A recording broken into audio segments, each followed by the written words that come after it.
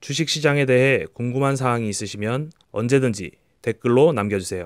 하나TV에서 그 궁금증을 해결해 드리겠습니다.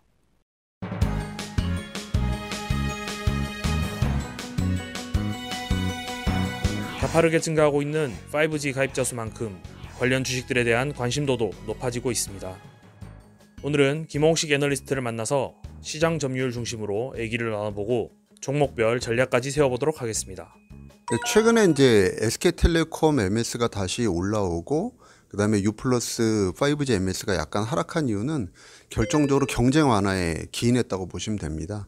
그러니까 초창기 5G 가입자 모집이 시작됐을 때 LG플러스가 좀 강하게 치고 나가다가 최근에 보면 이제 마케팅 비용 수위 조절해 나갔다고 보시면 될 것 같고요. 그러니까 지금 초창기에 보시면 U+가 30%를 넘는 MS를 잠깐 기록하기도 했었거든요. 그래서 이제 그거보다는 조금 내려오는 그림, 그래서 대략 20% 후반 정도의 그림이 아마 올해에서 내년도 초반까지는 유지가 될 공산이 크고요. 하지만 이제 내년도 연말 정도부터는 사실 우량 가입자들이 대부분 시장에서 이동을 했다고 보시면 돼요. 그래서 사실 후년도부터는 LG플러스가 5G 가입자 MS가 다 20% 초중반 정도로 내려오는 게 정상적인 그림이라고 이해하시면 될 것 같습니다. 그래서 종합해 보면 여전히 LG플러스가 5G 가입자 MS에서는 기존의 MS 대비해서 높은 수준은 유지한다고 저희는 좀 보고 있고요. 하지만 이제 시간이 지나가면서 점차 내려오는 그림은 맞다. 하지만 LG플러스의 어떻게 보면 단기적인 그림은 좀 더 근사하게 보일 수 있다, 이렇게 좀 말씀드리고 싶습니다. 그러니까 이제 저희가 초창기에 이제 5G 가입자 증가로 인한 회사 어떻게 보면 이익에 대한 증가를 많이 기대를 하시잖아요. 이제 그 측면에서는 U+가 내년도 그림 자체가 가장 근사할 수 있다는 건 맞고요. 그래서 저희가 오늘 리포트에서도 코멘트 드렸었는데 사실 올해가 아닌 내년도만 보면 3사 중에서는 LG+ 영업이익 성장률이 가장 높게 나타날 가능성은 높다고 보고 있습니다. 지금 5G 가입자의 보급률 속도를 보면 LG+가 3사 중에서 단연 가장 빠릅니다. 그래서 아마 연말 LG플러스의 5G 보급률은 좀 공격적으로 본다면 아마 10%도 넘을 수 있을 거라 판단하고 있고, 아시겠지만 이미 LG플러스의 5G 보급률이 5%가 넘은 상태예요. 그러니까 저희가 지금 5G 가입자가 많아지면서 매출이 늘어난다고 주장을 하고 있는데 거기에 대한 근거를 좀 설명을 드리면, 사실 LT 가입자들의 저희 평균 가입자당 매출액, 그러니까 소위 알프라고 얘기를 하죠. 이 알프가 사실은 3만 원대 후반 정도밖에 안 되는 상태고요.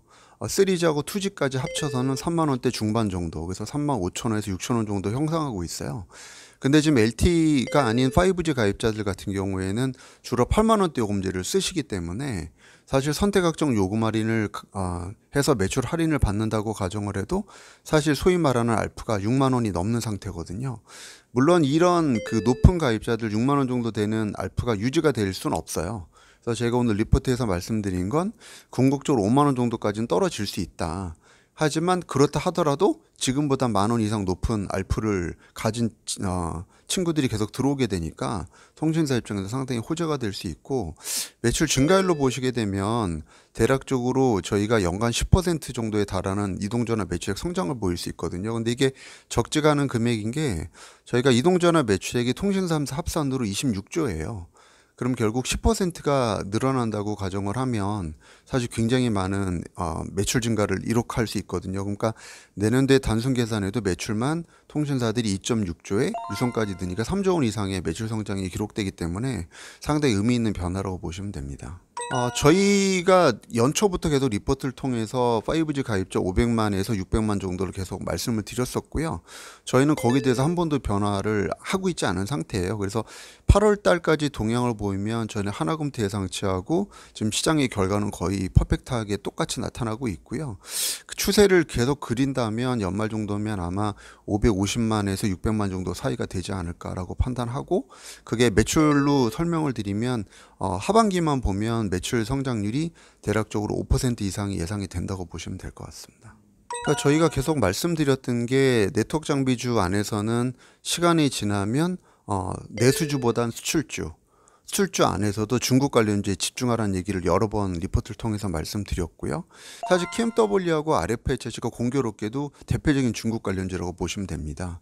그래서 지금은 저희가 조금 네트워크 장비주들이 주가가 많이 올랐기 때문에 조금 차별성을 두고 보셔야 되는데, 이제는 내수 비중이 높은 무선 장비 업체는 과감하게 버리셔야 되고요.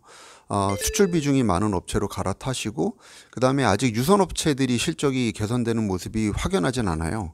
근데 사실 내년도는 5G 관련된 유선 업체들의 시대라고 보시면 되거든요. 그래서 유선 업체 쪽으로 국내 업체들은 서서히 시각 이동을 하실 필요가 있겠다는 판단을 하고 있습니다. 그래서 업체로 보시게 되면 KMW하고 RFH는 내년도에도 계속 주도주 역할을 할 걸로 보고 있고요.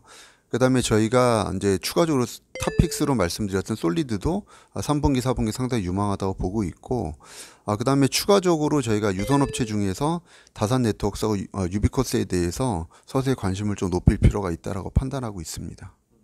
지금은 사실은 이제 성향에 맞게 투자하시면 되는데, 그러니까 저는 이렇게 말씀드리고 싶어요. 그러니까 그 주식 포함한 이제 대다수의 어떻게 보면 이제 위험성 자산에 투자하실 때 기대 수익률을 본인이 어떻게 잡으실 거냐에 대해서 이제 다르게 보시면 되는데, 본인은 이제 기대 수익률이 그렇게 높지 않고 안전하게, 다만 이제 손해보기 싫다고 하신 분들은 아무래도 SK텔레콤이 가장 무난하겠고, 하지만 공격적으로 약간 통신주가 이제 7년 전 같은 대세 상승을 기대한다, 그래서 좀 더 베타가 큰 종목을 원한다 그러면 오늘 저희가 리포트 썼던 LG플러스가 가장 투자 유망하다고 보시면 될 것 같고요. 나는 그거보다 지금 주가가 많이 올랐지만 아주 공격적인 성향으로 장단기 트레이딩을 되게 즐기시는 분들 입장에서는 많이 올랐지만 그래도 KMW, 솔리드를 계속 사셔야 되고, 그 다음에 추가적으로 이제 새로운 종목 발굴 쪽으로 해서 포트폴리오를 좀 넓혀보실 생각하신 분들은 다산이나 유비코스도 괜찮고요.